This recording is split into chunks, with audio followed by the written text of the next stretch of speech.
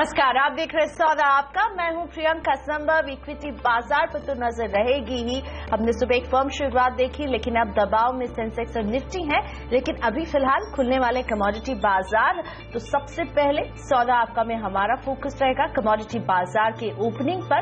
किन लेवल्स पर होती है कमोडिटी बाजार की शुरुआत और इन लेवल्स पर आपको क्या करना चाहिए।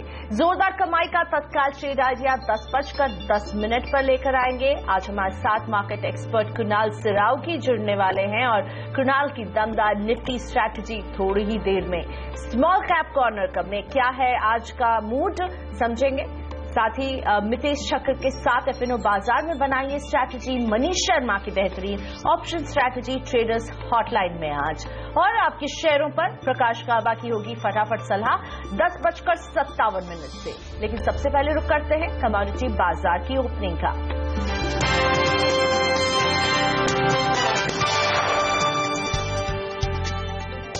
अमेरिकी पेट्रोलियम इंस्टीट्यूट की कल जारी हुई रिपोर्ट में अमेरिका में क्रूड का भंडार करीब 13 लाख बैरल गिर गया है और इसके बाद हम क्रूड की कीमतों में देख रहे हैं दबाव। ब्रेंट का दाम $49 के स्तर पर आ गया है, जबकि नाइमेक्स पर कच्चा तेल $48 के नीचे कारोबार कर रहा है। दरअसल क्लैरिटी नहीं मिल रही उत्पादक देशों के रुख को लेकर के। ओपेक की बैठक को लेकर के कई तरह की अटकलें जो है अब बाजार में चक्कर लगा रही हैं और इस क्लैरिटी की कमी की वजह से हम देख रहे हैं कि क्रूड का रिएक्शन बहुत ही कभी मेलो हो जाता है, कभी शार्प हो जाता है। आज वैसे एक अहम नंबर अमेरिकी एनर्जी डिपार्टमेंट की इन्वेंट्री रिपोर्ट पर भी हमें रखनी चाहिए। ग्लोबल मार्केट में सोना और चांदी रेंज बाउंड ट्रेड में है।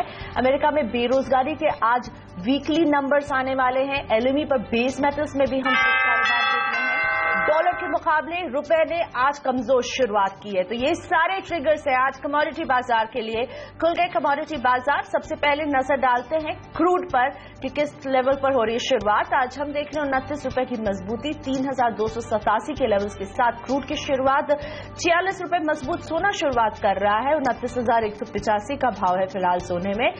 चांदी की शुरुआत 40,810 पर होते हुए ₹20 की तेजी यहां पर भी अभी फिलहाल देखने को मिल रही है। एक चेक डालेंगे नेचुरल गैस पर भी कि कहां पे शुरुआत हो रही है। तो यहां पर हमें दिख रहा है थोड़ा सा दबाव, ₹201.70 के साथ नेचुरल गैस एमसीएक्स की शुरुआत हो रही है। बेस मेटल्स में आज कॉपर की शुरुआत मजबूती के साथ ₹384.20 के लेवल्स। एल्यूमिनियम में दबाव ₹119.95 के साथ खुलता हुआ। लेड ₹149.25 के साथ हरे निशान पर शुरुआत कर रहा है आज के सत्र में। और निकिल है आपकी स्क्रीन पर, इसमें भी हम देख रहे हैं बढ़त के साथ ही शुरुआत हो रही है। तो अभी तक एल्यूमिनियम वीक लग रहा था और जिंक भी वीक शुरुआत कर रहा है। ₹176.65 के साथ लाल निशान में जिंक की शुरुआत हो रही है। आगे कमोडिटीज पर डालते हैं नजर। सोयाबीन 3100। कल हमने यहां पर अच्छा सेलिंग प्रेशर देखा था, आज बढ़त के साथ सोयाबीन खुल रहा है 3100 के लेवल। सरसों 4656 के साथ खुलते हुए ₹12 की कमजोरी है यहां पर। ग्वार सीड 3241 के लेवल के साथ खुल रहा है ₹5 की कमजोरी के साथ। और हल्दी में भी दबाव 7188 का लेवल है अभी। जीरा भले हमें दिख रहा है कि अच्छे ओपनिंग करते हुए मजबूत 17,730 पर।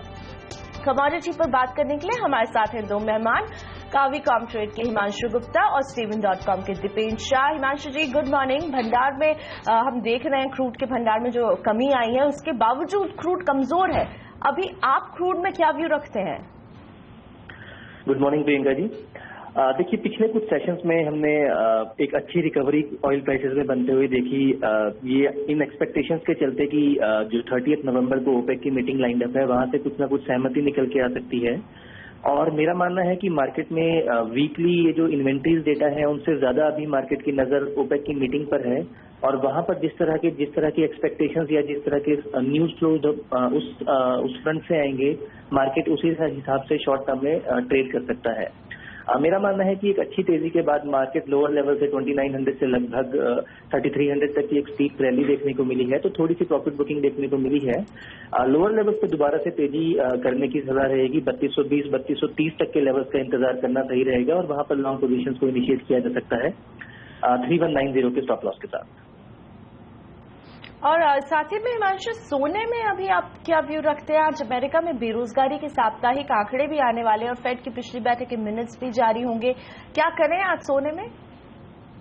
देखिए, क्लियरली सेफ हेवन जो एसेट क्लासेस हैं उन सभी में एक अच्छी खासी गिरावट देखने को मिली है और शॉर्ट टर्म में मार्केट में अभी भी प्रेशर बना हुआ है। जैसा कि आपने कहा कि मार्केट की एक्चुअली में नजर बनी रहेगी पिछली बैठक की जो पॉलिसी मिनट्स आज देर रात निकल कर आएंगे और मोर और लेस मार्केट कहीं ना कहीं मोर देन 95 to 97% डिस्काउंट कर रहा है कि दिसंबर में रेट हाइक फेड की तरफ से देखने को मिल सकता है।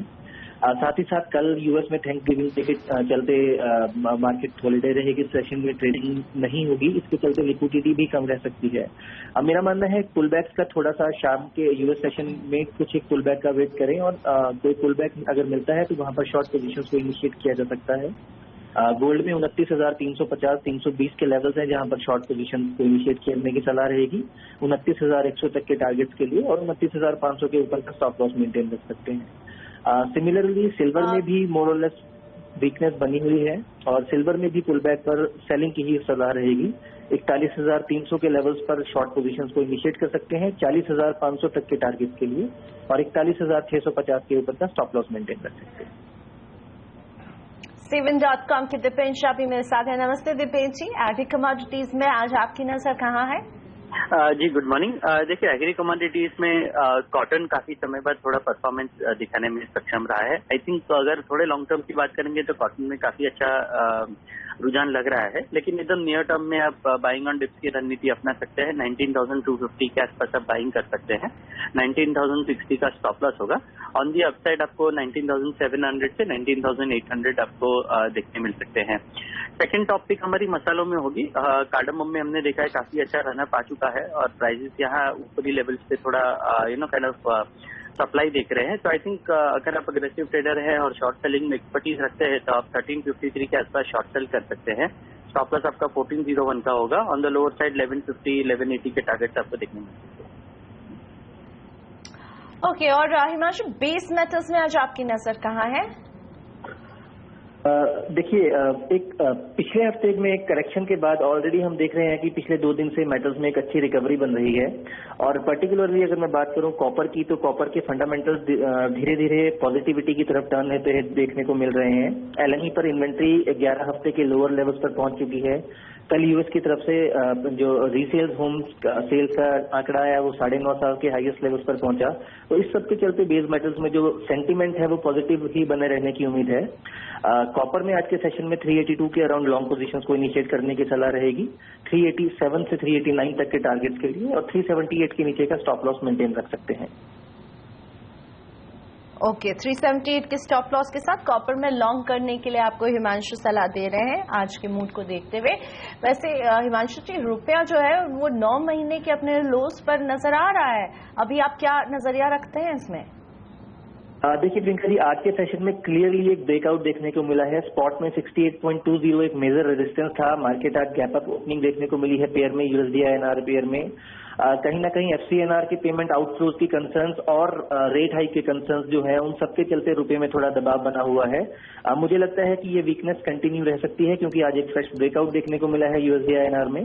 68.30 68.35 पर फ्रेश लॉन्ग पोजीशंस को इनिशिएट कर सकते हैं 68.80 68.90 तक के टारगेट्स के लिए और 68.15 के नीचे का स्टॉप लॉस मेंटेन रख सकते हैं। शुक्रिया आप दोनों का। हिमांशु गुप्ता और दीपेन शाह हमारे साथ जुड़े हुए थे कमोडिटी बाजार के ओपनिंग के साथ ही। ये हमें बता रहे थे कि किन लेवल्स पर आपको नजर रखनी चाहिए, क्या होनी चाहिए आज के बाजार में आपकी स्ट्रैटेजी। लेते हैं एक छोटा सा ब्रेक यहाँ पर। ब्रेक के बाद जब लौटेंगे तो आपके लिए जोरदार कमाई का तत्काल ट्रेड आइडिया लेकर आएंगे। साथ ही कुणाल सिरावगी रहेंगे हमारे साथ, उनसे समझेंगे निफ्टी में क्या करें एक्सपायरी के ठीक एक दिन पहले।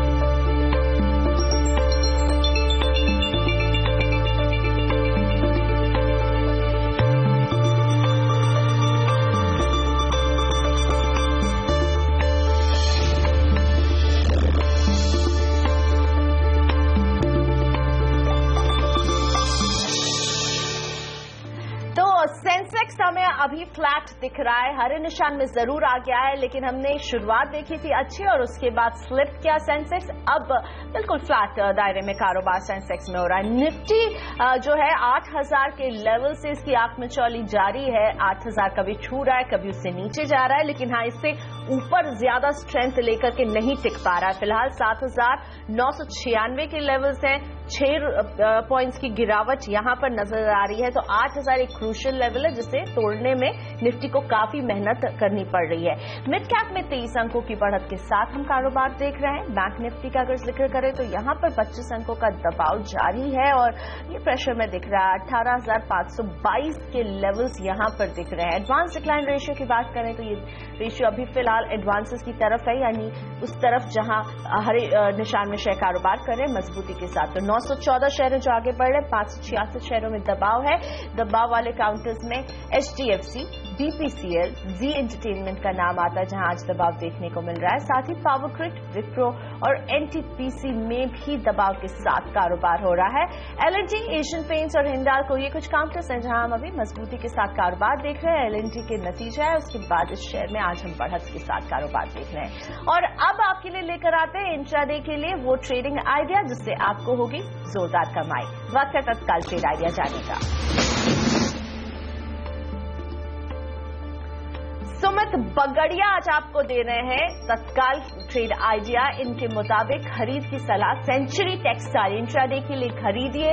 सेंचुरी टेक्सटाइल 711 पर, लक्ष्य 745 पर होनी चाहिए नजर और स्टॉप लॉस रखें 700 पर। और खरीद की सलाह सेंचुरी टेक्सटाइल इंट्राडे के लिए ये है तत्काल trade idea.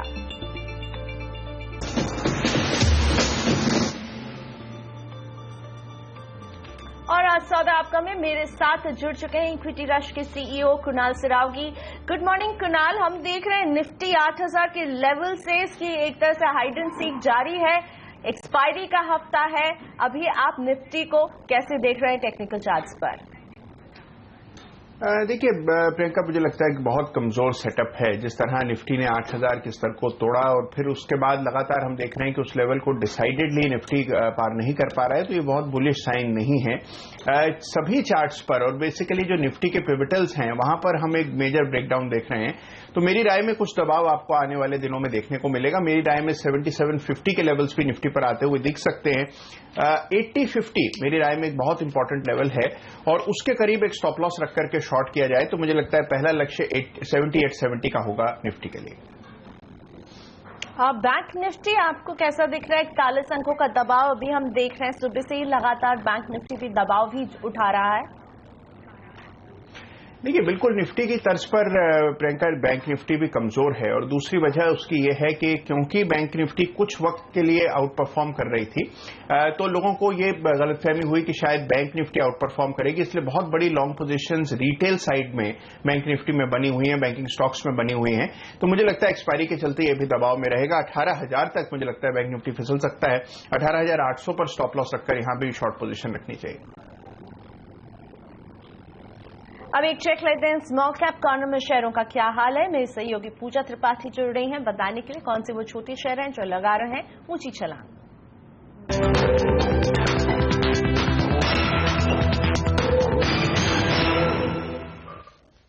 Small cap index इस वक्त हरे निशान में कारोबार कर रहा है। 34 अंकों की मजबूती इस इंडेक्स में इस वक्त देखने को मिल रही है।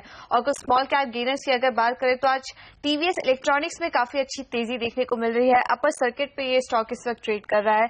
पीएनबी गिल्स है ये स्टॉक, यहां पर भी अच्छी तेजी है। 8% की तेजी पीएनबी गिल्स में देखने को मिल रही है। और पिछले 5 दिनों का अगर हम ट्रेंड देखें तो 34% की तेजी इस स्टॉक में देखने को मिल चुकी है। इसके अलावा A to Z इंफ्रा में भी अच्छी तेजी है। यहां पर खबर भी आई है कि कंपनी की जो सब्सिडरी है वो करीब अपना 416 करोड़ के डेट को जल्द ही सेटल करने की योजना बना रही है, जिसके चलते A to Z इंफ्रा के स्टॉक में भी करीब 7% की तेजी देखने को मिल रही है। तो ये कुछ ऐसे स्मॉल कैप स्टॉक्स है जहां पर अच्छी तेजी है। इसके अलावा ऑटो ऑटो एंसिलरी स्टॉक्स में भी अच्छी मजबूती आज है।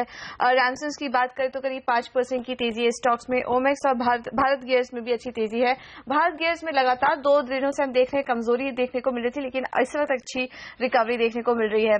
होटल शेयर भी आज चढ़े हैं। अडवाणी होटल्स, ओरिएंटल होटल्स और ताज जीवी के भी मजबूती के साथ आज कारोबार कर रहे हैं। रियल एस्टेट स्टॉक्स इतने दिन की कमजोरी के बाद आज इन स्टॉक्स में भी अच्छी रिकवरी देखने को मिल रही है। कुछ स्मॉल कैप शेयरों की बात करें तो पेनिनसुला लैंड में आज करीब 3.5% की मजबूती है। आज कंपनी के नतीजे भी आएंगे तो उस पर भी हमारी नजर रहेगी। इसके अलावा केमिकल स्टॉक्स भी कितने दिन की कमजोरी के बाद आज यहां पर भी रिकवरी है। किरी इंडस्ट्रीज में करीब 5% की मजबूती, तिरुमलाई में 5% की मजबूती और जयंत एग्रो यहां पर भी ये कंपनी पिछले 2 ट्रेडिंग सेशन से लगातार लोअर सर्किट लगा रही थी, लेकिन आज इस स्टॉक में भी रिकवरी देखने को मिल रही है। शुक्रिया पूजा इस अपडेट के लिए। लेते हैं छोटा सा ब्रेक सौदा आपका। मैं अभी हाजिर हो रहे हैं। ब्रेक के बाद कुणाल सरावगी की ट्रेडिंग टिप्स लेकर आएंगे।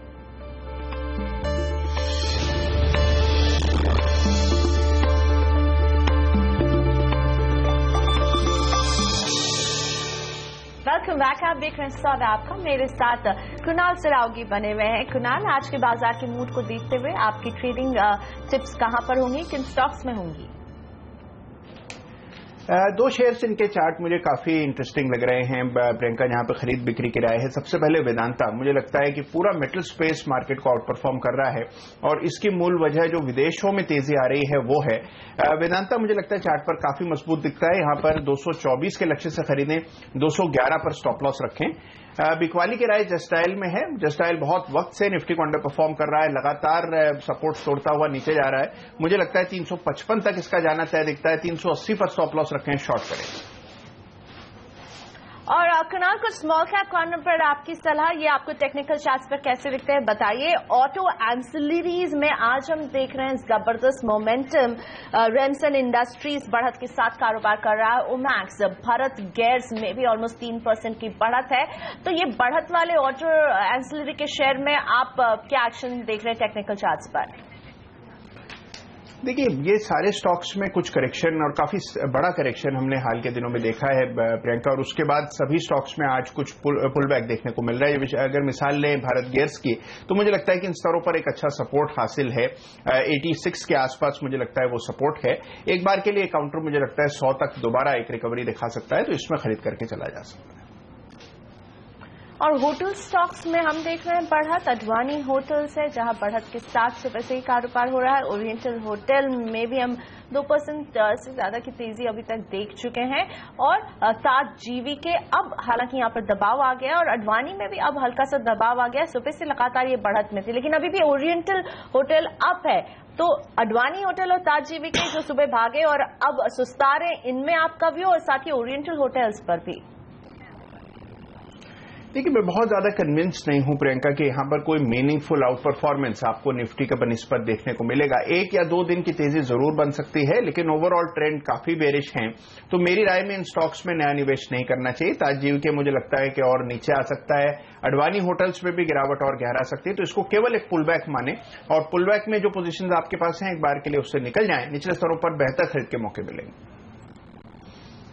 साथ ही में रियल एस्टेट स्टॉक्स भी जो हैं आज हरे निशान पर दिख रहे हैं। इनके लिए हफ्ता बीता अच्छा नहीं रहा है, लेकिन आज इनमें हम देख रहे हैं बढ़त। पेनिनसुला है, इसमें 4% की बढ़त। इंडियाबुल्स रियल एस्टेट में 2.5% से ज्यादा की बढ़त। आंसर प्रॉपर्टीज में 1.5% की बढ़त नजर आ रही है। तो ये रियल एस्टेट शेयर जो मजबूत दिख रहे हैं, टेक्निकल चार्ट्स पर क्या इंडिकेट कर रहे हैं? देखिए, मोर और लेस डेड कैट बाउंस जिसको हम कहते हैं प्रियंका, वही आते हुए दिख रहे हैं। जैसे कि अब मान लीजिए पेनिनसुला लैंड की आपने बात की, जहां 4% की तेजी है। मुझे लगता है कि काफी बड़ी गिरावट के बाद एक सपोर्ट से यहां पर एक बाउंस आ रहा है, तो ये कोई बहुत ज्यादा मीनिंगफुल नहीं है। इससे आकर्षित होकर खरीद की बिल्कुल राय लेंगे। और इसी के साथ कुणाल, शुक्रिया हमारे शो के लिए आपने वक्त निकाला। लेते एक छोटा सा ब्रेक सौदा आपका में, लेकिन ब्रेक के बाद एफएनओ बाजार में बनाइए स्ट्रैटेजी। मेरी सहयोगी हर्षदा सावंत लेकर आएंगे ट्रेडर्स हॉटलाइन। उनके साथ जुड़ने वाले हैं 2 मार्केट एक्सपर्ट मितेशचक्कर.com के मितेश चक्कर और डेरिवेटिव ट्रेडिंग रिसर्च.com के को फाउंडर मनीष शर्मा।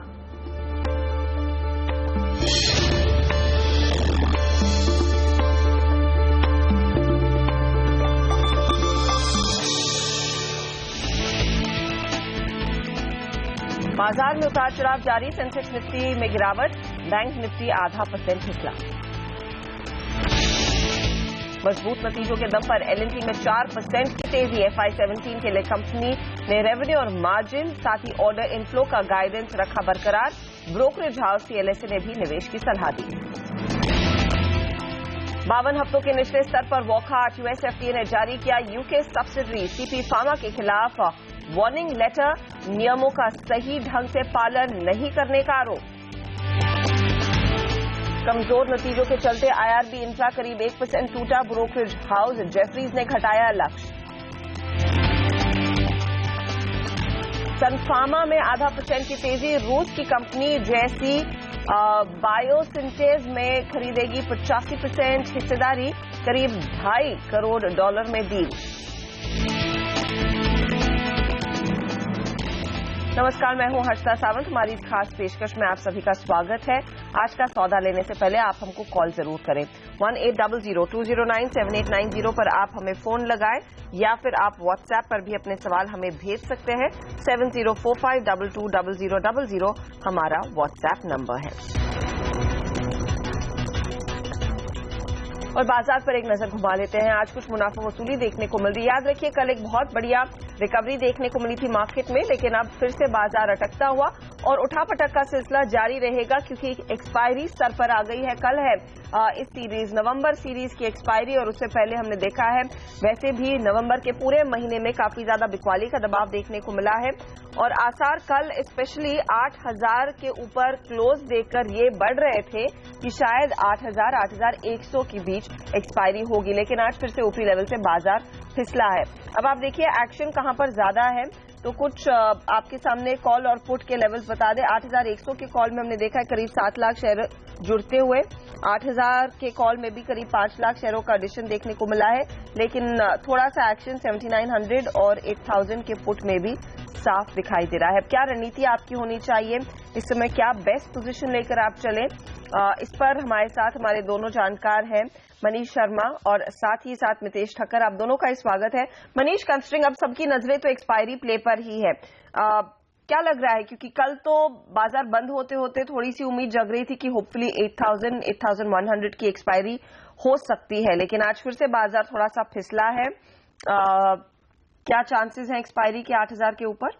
जी, कल भी अगर आप देखें थोड़ी बहुत हमें काफ़ी अच्छी रैली हमें देखने को मिली थी सेकेंड हाफ में। आज भी मुझे लगता है अगर 7920 7950 के लेवल्स होल्ड करता है निफ्टी में तो वापस मुझे लगता है एक बार 8050 8100 तक के लेवल्स टेस्ट हो सकते हैं। ओवरऑल कोई मेजर करेक्शन या मेजर ड्रैग डाउन हमें दिखता नहीं है टिल दी एक्सपायरी के लिहाज से। 8000 के आसपास ही ज्यादातर कॉल राइटिंग और 8000 के आसपास ही ज्यादातर पुट राइटिंग हो रही है। मुझे लगता है यहाँ से थोड़ा बहुत पॉजिटिव बायस के साथ ट्रेड करना चाहिए। 7950 को स्टॉप लॉस से 8100 के टारगेट्स होंगे। ओके, तो इम्पोर्टेंट है कि 7950 होल्ड हो इस मार्केट में। मितेश, आप क्या ट्रेड लेंगे निफ्टी पे? हर्षिता, मेरा व्यू आई थिंक काफ़ी सिमिलर है इन द सेंस कि 7925 का लो जो ब्रेक्जिट के बाद हुआ था आई थिंक वो होल्ड करके एक बाउंस बैक देने की कोशिश की, जो कि अभी तक सफल नहीं हुई है, परंतु मुझे लगता है कि ये मार्केट ने डिक्लाइन का लेग कंप्लीट कर लिया है पिछले लो को टेस्ट करके। तो यहाँ पर कुछ कंसोलिडेशन हो सकता है 7920 से लेकर अराउंड 8100 के बीच में। तो अगर आप बाय करना चाहते हैं तो क्लियरली आई थिंक गिरावट में बाय करें। 7950 7960 के आसपास बाय करें, 7920 के नीचे का स्टॉप लॉस रखें और 8100 के आसपास प्रॉफिट बुक करके आप रिवर्सल में शॉर्ट भी कर सकते हैं। तो ब्रॉडली एक रेंज बाउंड व्यू मुझे लगता है कि आने वाले कुछ दिनों के लिए बना रहेगा निफ्टी में। और बैंक निफ्टी? यहाँ पर मेरा व्यू थोड़ा नेगेटिव है। आई थिंक मुझे लगता है कि बैंक निफ्टी जो 19,000-18,900 के बड़े सपोर्ट के नीचे ट्रेड कर रहा है, जो उसने लास्ट वीक ब्रेक किया, आई थिंक अगर वहां पर पुल बैक मिलता है तो वहां पर मैं अग्रेसिवली शॉर्ट करना चाहूंगा। काफी सारे प्राइवेट सेक्टर बैंक्स में भी वीकनेस है, तो 18,750 के आसपास बैंक निफ्टी शॉर्ट करें, 19,050 का स्टॉप लॉस रखें और पहला टारगेट देखें 18,150 का। ओके, ये फिलहाल राय या बैंक निफ्टी में फिलहाल सेल साइड की पोजीशन आप लेकर चले, और लेकिन निफ्टी में थोड़ा सा प्ले जरूर रह सकता है। निफ्टी देखिए दबाव में है, 43 अंकों की गिरावट सेंसेक्स पर और 16 पॉइंट नीचे इस समय इंडेक्स ट्रेड करता हुआ निफ्टी का।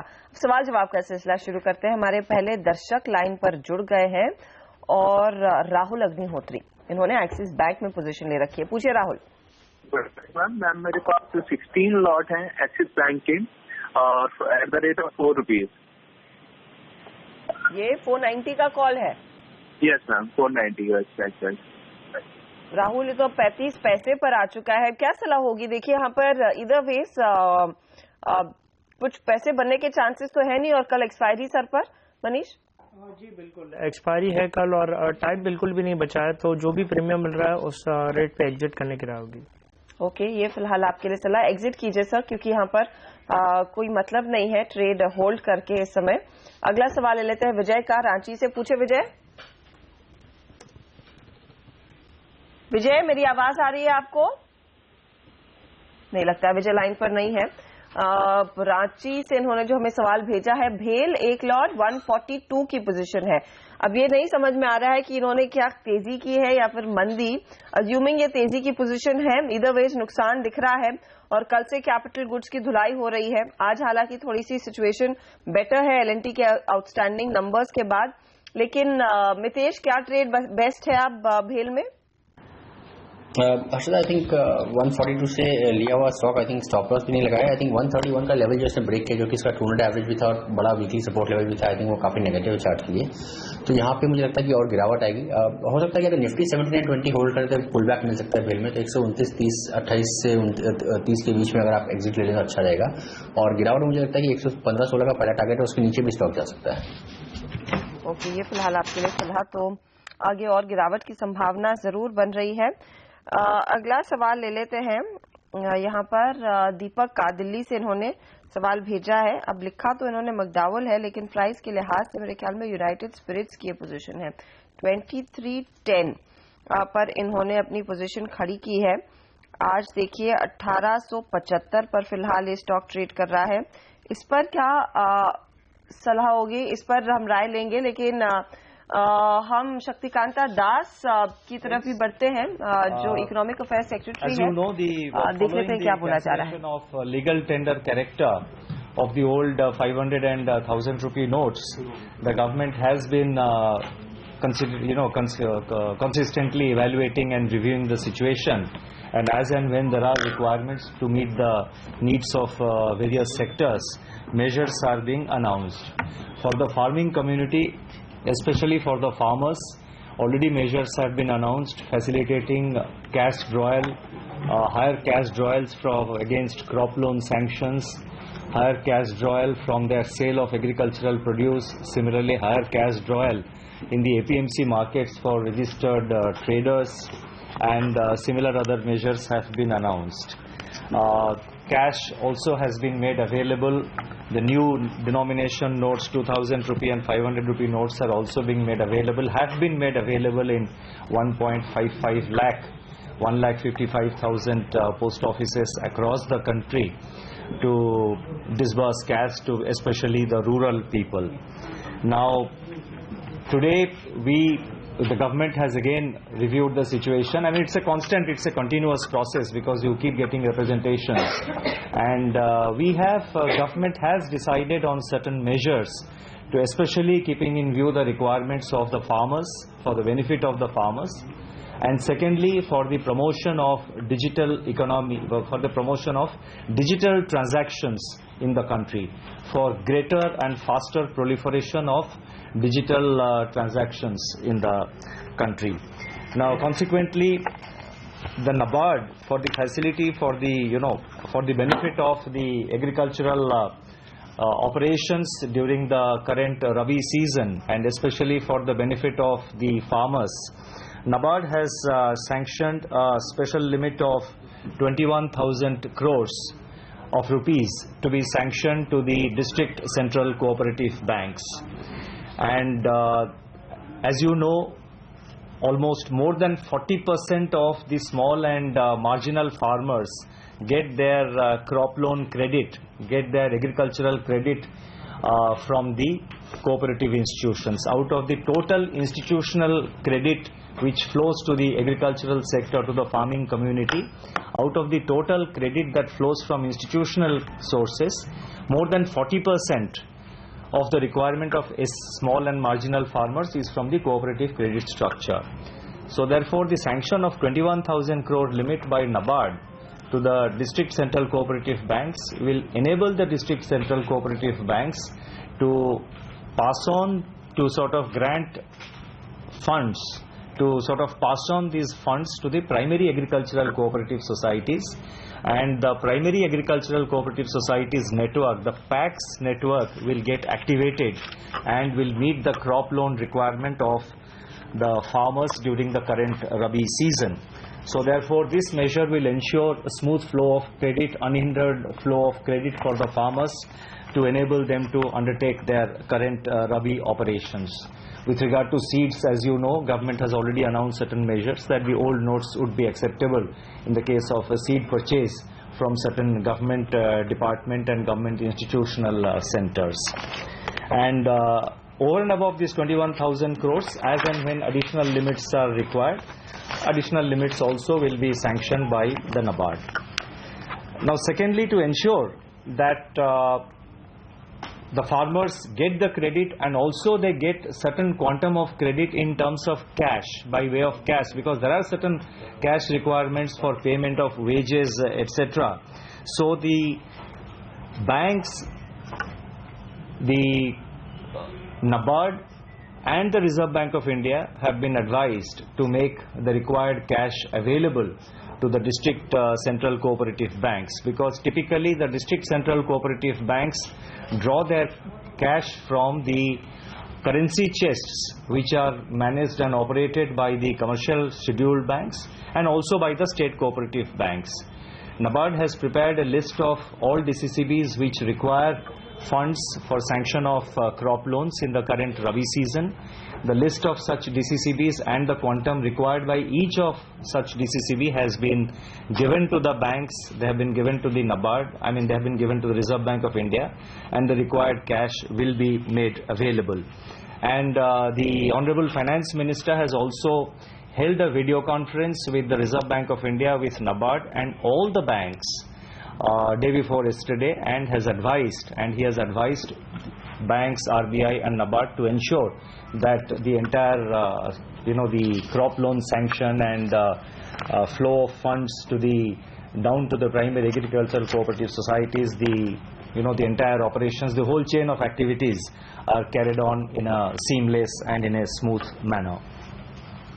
Then, as you are aware, the Reserve Bank of India has already announced certain relief for small loanees up to 1 crore. So that has already been announced. So I am not going into in detail. Now, the other decision which has been taken, and I must appreciate the role being played by the public sector banks over the last 10-12 days in dealing with the situation, in making the cash, in making the new currencies available to the public. I must also recognize the work being done by some of the private sector banks. The entire banking structure has fully geared up to meet the situation. And you are aware that so far as RuPay cards are concerned, the National Payment Council of India has already waived waived the switching charges, and all the other charges on the RuPay cards have been already waived. Now, the public sector banks and some of the private sector banks, we have been talking to the private sector banks and some of the service providers who provide the switching services. They have agreed to waive the charges, the service charges on the use of debit cards up to 31st December 2016. In other words, what you call the MDR charges on use of debit cards, that is RuPay cards, it was already done. Now on debit cards, the charges being levied by the banks and by the switching charges would stand completely waived. So there will be no charge on use of debit cards. The intention of this decision and the intention behind this gesture which has been made by the banks is to ensure greater penetration of digital transactions into our economy and to ensure that more and more people migrate towards digital transactions. And I take this opportunity to appreciate the gesture of the public sector banks and some of the private sector banks who have already agreed, and others are expected to agree and use their and issue their own circulars. Next point is with regard to the use of e-wallets, that is what they call as prepaid payment instruments, PPIs, or more popularly known as e-wallets. Already the Reserve Bank has announced certain relaxations yesterday, enhancing the limit from 10 to 20,000 in respect of individuals, and similar other limit enhancement in respect of merchants. So I am not going into it. Next point is that Indian Railways, 58% of the tickets being booked in the railway network are through e-ticketing, through online e-tickets. Now, the railways have also decided and have announced already yesterday that up to 31st of December, the service charges on online booking of e-tickets will be completely waived up to 31st December 2016. So this is also another measure, another initiative taken to promote more and more digital transaction in our economy. You see, you have to keep in mind the whole background in which this decision to to withdraw the legal character of the old 500 and 1000 rupee notes was done. One of the primary objectives, or one of the positive outcomes of this decision also, is that we expect large number of people to migrate to digital transactions. It is already happening. The public sector banks in particular have informed us that there's a great surge in demands for various kinds of prepaid cards, debit cards, and impressed cards, and various for uses of the digital means and modes of payment. Now, in the same vein, the TRAI has also reduced the USSD charges from rupees 150 to 50 paisa per session. The announcement in this regard has been made by the TRAI yesterday. And not only they have reduced the USSD charges from 150 to 1 rupee 50 paisa to 50 paisa, they have also increased the number of stages from the current 5 to 8. Now we have to remember that these charges will be of great benefit, especially for undertaking digital financial transaction through feature phones. Now we are not talking of smartphones. We are talking of feature phones which are not smartphones, and in our entire telecom sector in the country, 65% of the total mobile phones used in the country, I repeat, 65% of the total mobile phones in the country are feature phones which are not smartphones. And this waiver of the reduction of the USSD charge by the TRAI has now also been matched by the telecom companies themselves to waive the remaining 50 paisa of the charges up to 31st December 2016. In other words, for all digital financial transactions which will be undertaken in feature phones will have no service charge till 31st of December 2016. Another area which has also engaged the attention of government is to promote digital payments at the various toll plazas and checkposts. Now the problem of checkposts is being addressed in the context of the GST, in the context of introduction of the GST. Now so far as the toll plazas are concerned, various tolls which the vehicles are required to pay when they move on the national highways.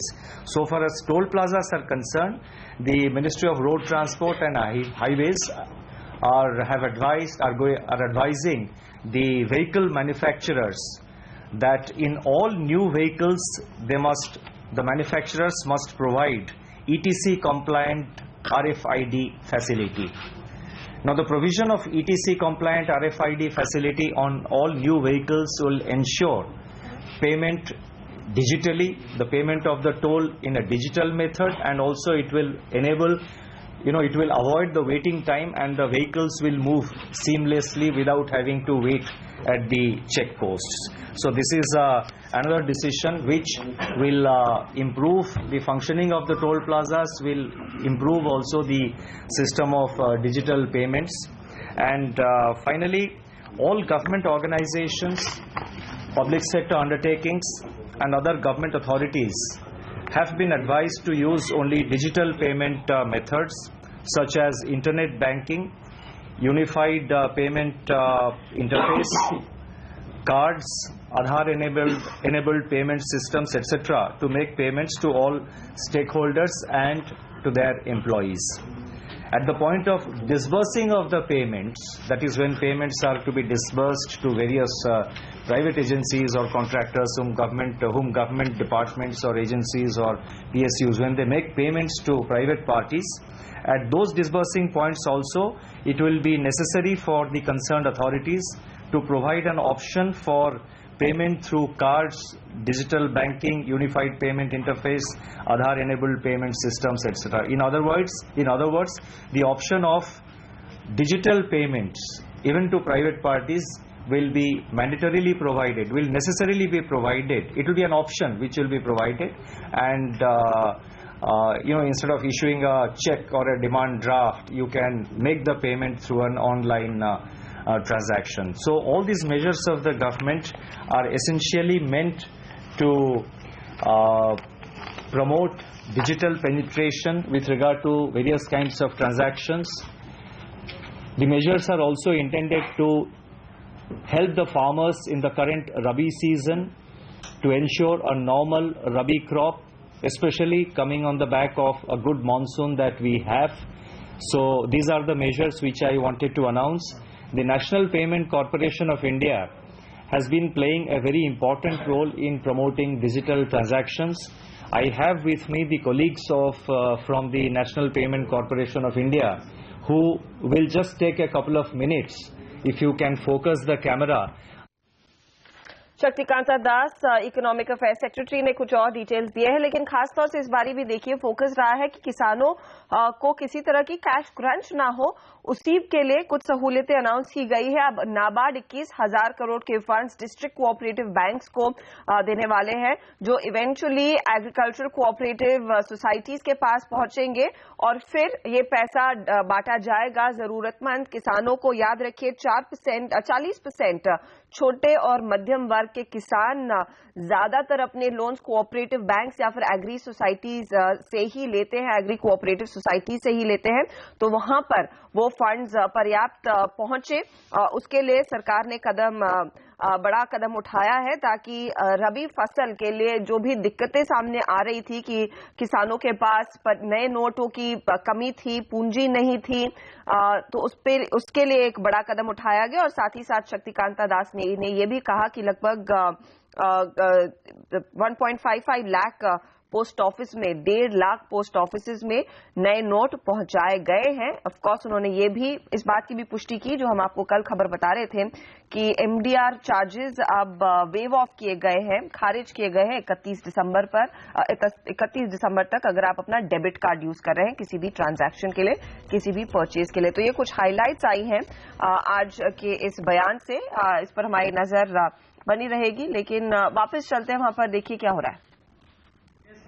@OBC bank होगा और ये PNB से OBC हम लोग transfer कर सकते हैं पैसा, और ये मैं ट्रांसफर भी कर सकता हूं और पैसा पुल भी कर सकता हूं। मतलब पहले आज तक जितने भी पेमेंट हुए हैं वो पुल बेसिस पे हुए हैं, मतलब हम लोग पैसा भेज सकते हैं, लेकिन ये पहला इंटरफेस होगा जिसमें कि हम पैसा मांग भी सकते हैं। तो ये हम लोग आपको दिखा रहे हैं कैसे हम लोग भेज सकते हैं पैसा। ये अभी ₹1 उन्होंने ट्रांसफर किया है अपने ICICI बैंक के ऐप से। ये ट्रांजैक्शन इज सक्सेसफुली PNB दिखा PNB पंजाब। इसमें क्या है सर, कोई भी बैंक का ऐप आप डाउनलोड करके किसी भी अकाउंट से लिंक करके आप ट्रांजैक्शन कर सकते हैं, और ये पैसा मांग भी सकते हैं। अगर मुझे उनसे पैसा मांगना है, पहले उनको डालना पड़ता था मेरा अकाउंट नंबर, IFSC कोड। अभी उसके अलावा मैं सिर्फ एक SMS भेजूंगा कि मेरे को इतने पैसे दे दो, वो ओके करेंगे और पैसा मेरे पास आ जाएगा। तो ये एक चीज हम लोग अभी ऑलरेडी कर चुके हैं। सर ये वेबसाइट होगी, कोई वेबसाइट होगी या कोई ये वेबसाइट होगी या कोई प्ले स्टोर से हमें कुछ डाउनलोड करना होगा? मोबाइल क्या है, थोड़ा सा वो बता दीजिए, डिस्क्राइब कर दीजिए कैसे करेंगे। प्ले स्टोर से नाम क्या है, वो बता दीजिए। ऐप का नाम क्या है? UPI unified payment interface. जैसे PNB का दिखा रहे हैं, अभी इसका नाम है PNB UPI app.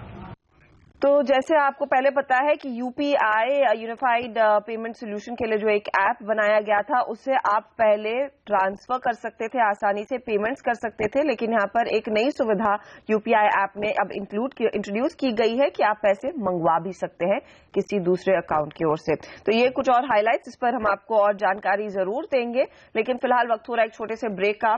Mitesh, Manish, बहुत बहुत शुक्रिया पेशेंटली वेट करने के लिए और हमारे साथ इस कार्यक्रम में जुड़ने के लिए। लेकिन आप बने रहिए सीबीएस आवाज पर, मार्केट पर आगे नजर रहेगी और साथ ही कुछ और सवालों के जवाब लेकर आएंगे जरूर।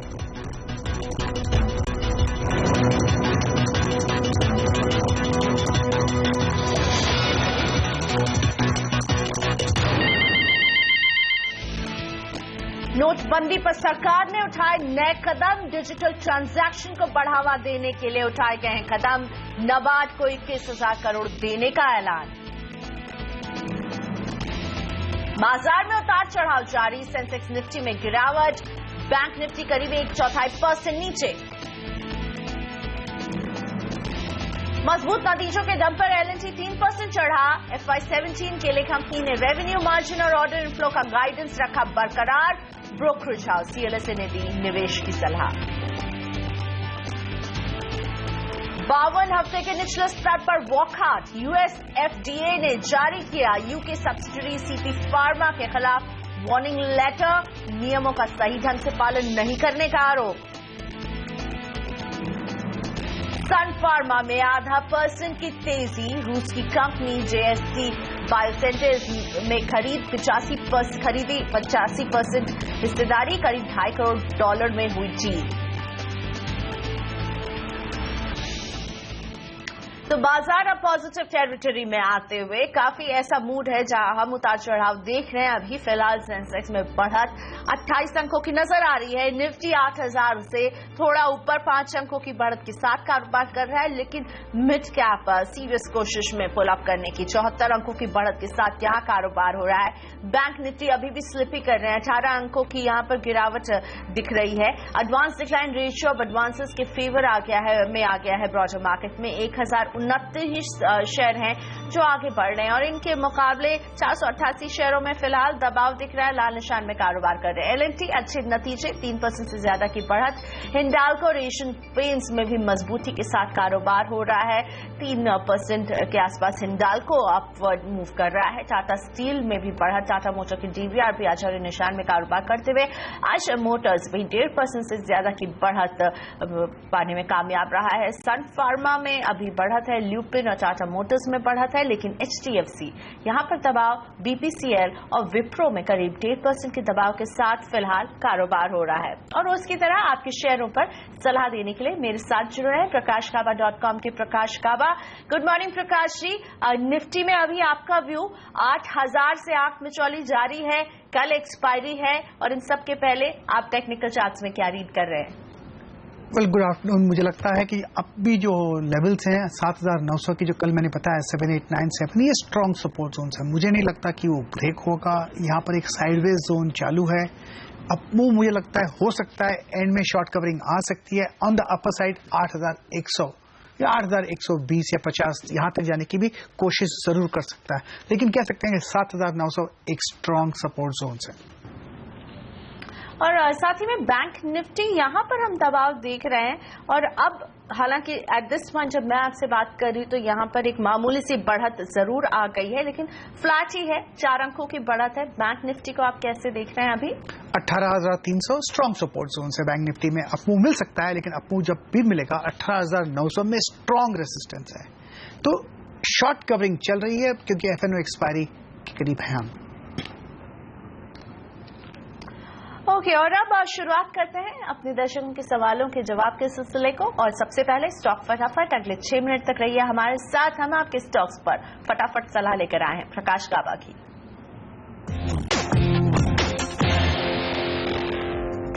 ओडिशा से पवन का सवाल है पहला। शालीमार पेंट के 505 शेयर ये होल्ड करते हैं। 127 रुपए 60 पैसे की खरीद रही है, 6 रुपए 35 पैसे पर शेयर मुनाफा हो रहा है। मेरे ख्याल से होल्ड करना चाहिए। अपर रीजन में 150 के आसपास प्रॉफिट बुक कर सकते हैं। इनको स्टॉप लगाने की जरूरत पड़ेगी, 120 का स्टॉप लगाएंगे। रायगढ़ से सुजीत गोपाल, टिन प्लेट पर आपकी सलाह 500 शेयर 70 की खरीद। होल्ड करना चाहिए। मेरे ख्याल से एक लोअर लेवल्स में शायद एक बेस बन रहा है, 67 का स्टॉप लगाइए, लेकिन अपर रीजन में कुछ 75-76 जोन्स पर प्रॉफिट बुक कर सकते हैं। ओपी गुप्ता सतना से, इनके पास है जेपी एसोसिएट्स, 200 शेयर 10 रुपए की खरीद रही है। इस स्टॉक को तो एग्जिट करना चाहिए, स्ट्रक्चर वीक है और स्ट्रेंथ नजर नहीं आ रही है, तो exit JP associates. Manish Kumar Chandigarh से, अबान ऑफशोर होल्ड करते हैं, 100 शेयर 206 रुपए की खरीद रही है। बढ़िया है, होल्ड करना चाहिए। मुझे लगता है लोअर लेवल्स में सपोर्ट है, 200 के आसपास एक साइकोलॉजिकल सपोर्ट है। ऑन द अपसाइड एक अप मूव मिल सकता है, 225 से 230 के आसपास प्रॉफिट बुक कर सकते हैं अबान ऑफशोर। बड़ौदा से जेके पटेल, सन फार्मा एडवांस 50 शेयर 310 की खरीद। यहाँ पर भी होल्ड करना चाहिए, स्ट्रॉन्ग सपोर्ट जोन 300 के आसपास है, वहीं पर एक स्टॉप लगाइए। अपर रीजन में 335 से 340, वहां पर प्रॉफिट बुक कर सकते हैं सन फार्मा एडवांस।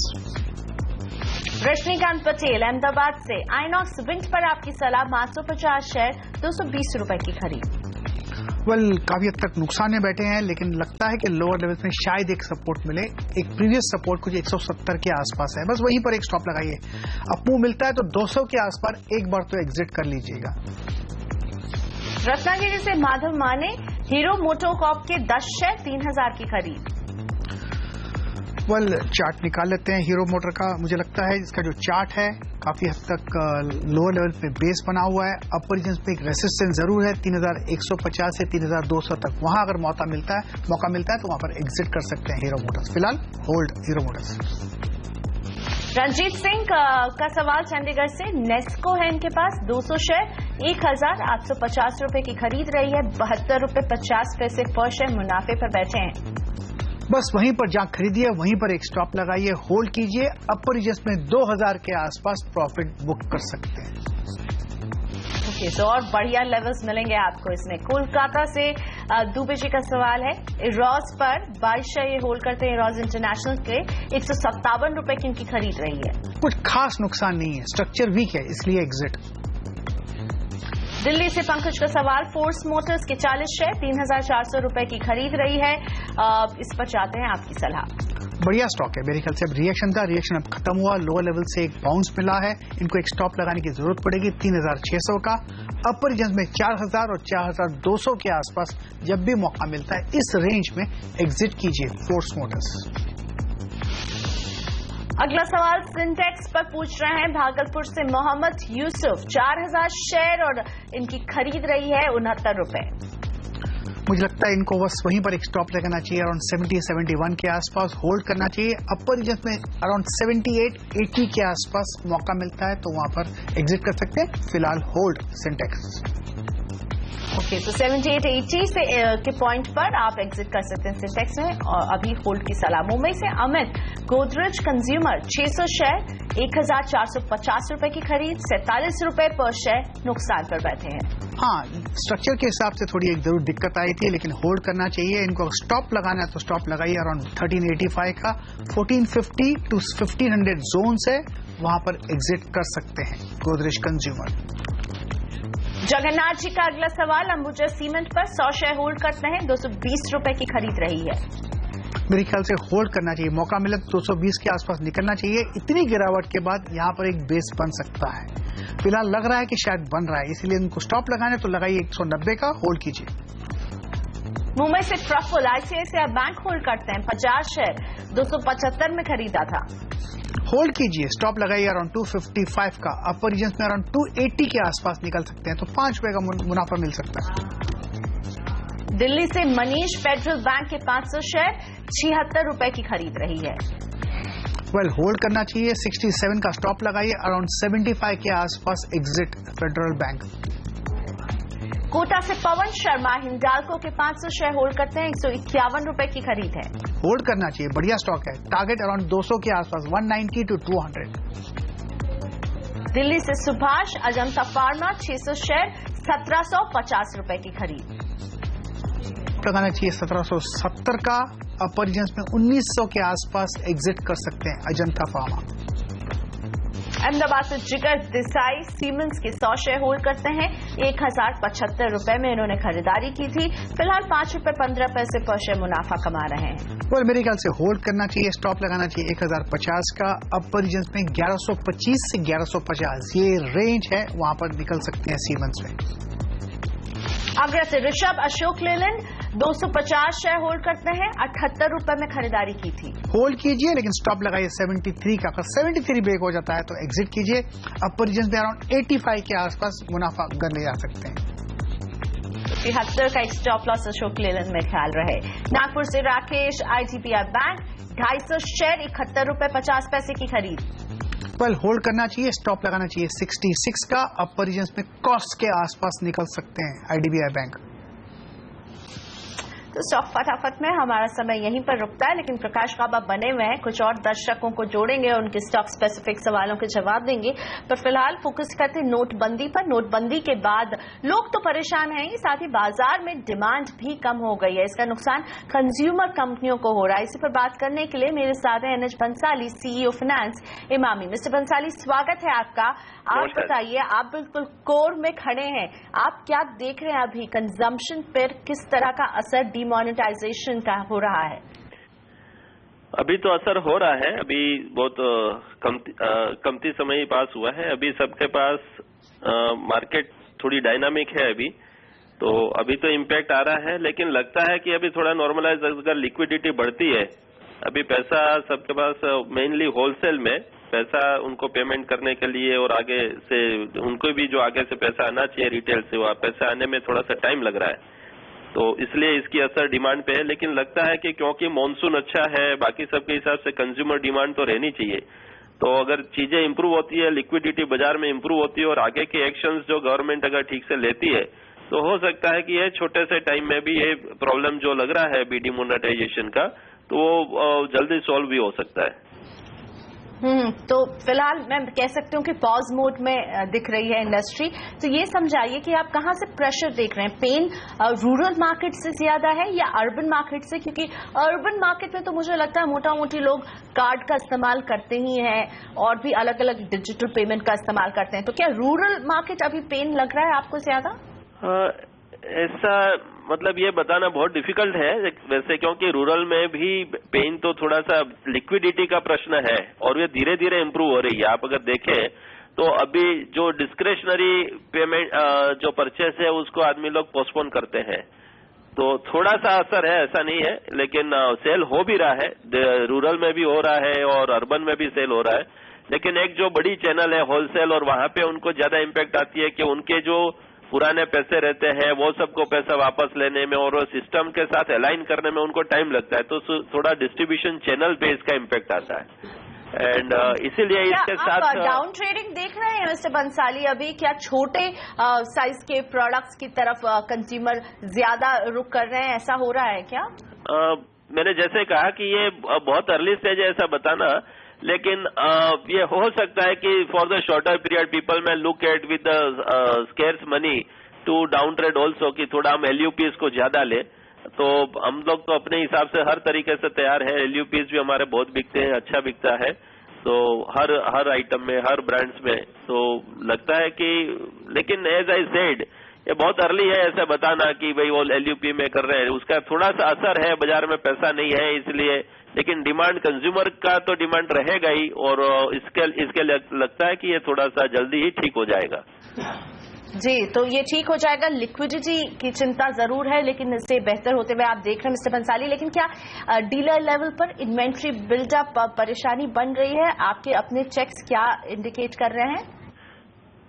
नहीं, ऐसा नहीं। हम लोग तो बहुत एडवांस और रिप्लेनिशमेंट सिस्टम पे रहते हैं, तो उससे बहुत ज्यादा फर्क नहीं पड़ता है डीलर लेवल पे, क्योंकि इससे स्टॉक उतना ही रखते थे जितना उनका आगे में कंज्यूमर से बिकता था, तो वहां बहुत ज्यादा परेशानी नहीं है। लेकिन एज आई सेड उनको तो अपने बिजनेस की प्रायोरिटी समझनी है, तो वो उनके अपने प्रॉब्लम्स में उसमें उलझे हुए हैं, उनकी अपनी डेटर्स कलेक्शन में उलझे हैं, तो ये सिस्टम से अलाइन करने वाली बात है।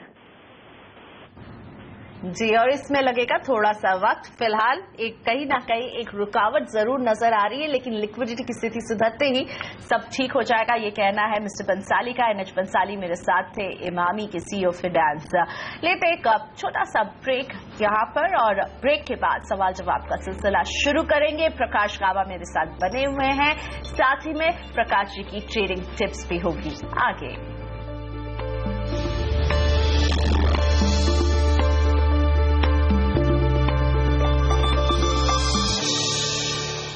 सेंसेक्स और निफ्टी दोनों में हम देख रहे हैं बढ़त। सेंसेक्स में अब 57 अंकों की रिकवरी नजर आ रही है। निफ्टी भी हरे निशान में आ गया है, 16 अंकों की बढ़त, 8018 पर निफ्टी दिख रहा है। अब शामिल करते हैं आपके सवालों को। जोधपुर से प्रतीक मेरे साथ फोन लाइन पर जुड़ रहे हैं। नमस्ते प्रतीक, बताइए कौन सा शेयर है आपके पास? नमस्कार मैम, मेरे पास M&M के 100 शेयर है 1320 के भाव पर। ओके, आपने लंबी अवधि के लिए लिया था प्रतीक, या शॉर्ट टर्म के लिए लिया है? फिलहाल आपको नुकसान हो रहा है 111 रुपए पर शेयर। मैम लिया तो शॉर्ट टर्म के लिए था, उस दिन रिजल्ट वाले दिन लिया था तो वो एक ही दिन में 180 पॉइंट टूट गया, तो इसलिए रह गया। एब्सोल्युटली। चलिए आपको आपकी परेशानी से निकालने की कोशिश करते हैं। प्रकाश जी, प्रतीक को क्या करना चाहिए? 111 रुपए पर शेयर नुकसान M&M में उठा रहे हैं। टेक्निकल चार्ट पर आपको M&M कैसा लगता है और किस पॉइंट पे ये एग्जिट कर सकते हैं? पहली बात तो इनका शॉर्ट टर्म ट्रेड था, इसलिए वहां लॉस वहीं पर छोड़ देना चाहिए था। आप रह गया नहीं, आपने निकाला नहीं, प्लीज एक्सेप्ट रिस्पॉन्सिबिलिटी। अब इसको लॉन्ग टर्म के लिए होल्ड कर रहे हैं। अगर लॉन्ग टर्म के लिए होल्ड किया है तो होल्ड कीजिए, स्ट्रक्चर इसका पॉजिटिव है। हाँ, और भी थोड़ी गिरावट आ सकती है, लेकिन घबराइएगा मत। स्ट्रॉन्ग सपोर्ट जोन 1100 के पास है, 1120 के पास है। अब इतना झेला है नुकसान तो और झेलिए, होल्ड कीजिए, ऐड मत कीजिएगा, लेकिन लॉन्ग टर्म के लिए रखिए, मुनाफा मिलेगा। ओके, सो थोड़ा सा संयम के साथ लंबी अवधि के लिए M&M को होल्ड करना चाहिए प्रतीक जी आपको। और अब कोलकाता से अनिरुद्ध पाल से करते हैं बात। नमस्ते मिस्टर पाल, बताइए कौन सा शेयर है आपके पास? हाँ नमस्कार, मेरे पास 300 सुनील हाईटेक का शेयर है 350 में। ओके, आपने भी ट्रेड के लिहाज से लिया था या लंबी अवधि के लिए सुनील हाईटेक में बना रहते हैं? ना, ट्रेड के लिए लिया थे। ओके, लेकिन आप फिर ट्रेड के लिए लिया था, नुकसान में निकलना नहीं चाहते हैं। 182 रुपए 60 पैसे का नुकसान यहाँ पर हो रहा है प्रकाश जी सुनील हाईटेक में, क्या करना चाहिए? 460 का हाई था, अब लोअर सर्किट पे है 166। एग्जिट के सिवा इनको कोई ऑप्शन है नहीं। अगर मौका मिलता है तो एग्जिट कीजिए, सिंपल, और कुछ नहीं कह सकते। Okay okay, short and sweet जवाब के एग्जिट कीजिए, आपको ये लॉस जो है झेलना ही पड़ेगा। अब बात करते हैं सुरेखा जी से, पंचमल से हमारे साथ जुड़ रही हैं। नमस्ते सुरेखा जी, बताइए कौन सा शेयर है आपके पास? जी, मेरा डॉल्टे कॉर्पोरेशन के 1100 शेयर है 186 के रेट से, और मेरे प्रति शेयर पर 80-90 रुपए का नुकसान हो रहा है, तो मुझे क्या करना चाहिए? ओके, कोई टाइम फ्रेम था क्या सुरेखा जी जब आपने इसकी खरीद की थी, या आपने बस लिया था, सोचा था लॉन्ग टर्म के लिए या शॉर्ट टर्म के लिए आप डेल्टा को आपको देख रही थी? तो शॉर्ट टाइम के लिए लिया था, लेकिन अभी लॉन्ग टाइम पे अगर वो कवर होता है तो मैं लॉन्ग टाइम भी वेट कर सकती हूँ। ओके, चलिए, तो ये है हैट्रिक। और जो तीसरा सवाल भी हमारे पास आया है प्रकाश जी, उसमें भी नुकसान ही दिख रहा है। नुकसान पर बैठी हुई है सुरेखा और पूछ रही है कि क्या करें इस नुकसान से निकलने के लिए, क्या अपने नजरिए को लंबा करें, डेल्टा कॉप पे थोड़ी देर और रुकें? जी हाँ, होल्ड करना चाहिए, लॉन्ग टर्म के लिए अच्छा है। मुझे लगता है 165 का टारगेट है, 170 180 वहां तक जरूर चला जाएगा, लेकिन उसे वक्त लगेगा। इनको यहाँ पर ऐड करना है तो ऐड कर सकते हैं। 100 का जो जोन है एक स्ट्रॉन्ग साइकोलॉजिकल सपोर्ट है, ये अच्छे जोन पर है, यहाँ पर तो ऐड करने का मौका भी है, लेकिन पेशेंस रखिएगा, थोड़ा गिर भी जाता है, घबराइएगा मत। Delta Corp hold for long term. लेते एक छोटा सा ब्रेक यहाँ पर, और जब ब्रेक के बाद लौटेंगे तो प्रकाश गाबा के ट्रेडिंग टिप्स आपके लिए लेकर आएंगे और देखते हैं प्रकाश जी की नजर किन स्टॉक्स पर है आज।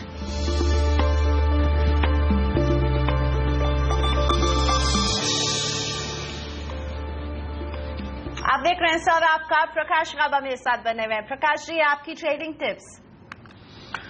दो स्टॉक्स अच्छे लगते हैं। एशियन पेंट्स ठीक ही नजर आ रहा है, अपसाइड जो टारगेट है 960 का है, स्टॉप होना चाहिए 914। एशियन पेंट्स बाय है। दूसरा स्टॉक जो अच्छा लग रहा है वो है कैडिला हेल्थ केयर, अराउंड 384 का टारगेट है, स्टॉप होना चाहिए 372 का। धन्यवाद प्रकाश जी, आपने वक्त निकाला हमारे शो के लिए, हमारे दर्शकों का मार्गदर्शन किया। सौदा आपका भी, मुझे भी दीजिए यही इजाजत, लेकिन आप बने रहिए हमारे साथ। आगे कमोडिटी बाजार का सारा एक्शन कमोडिटी राउंड अप में नेहा आनंद के साथ। नमस्कार।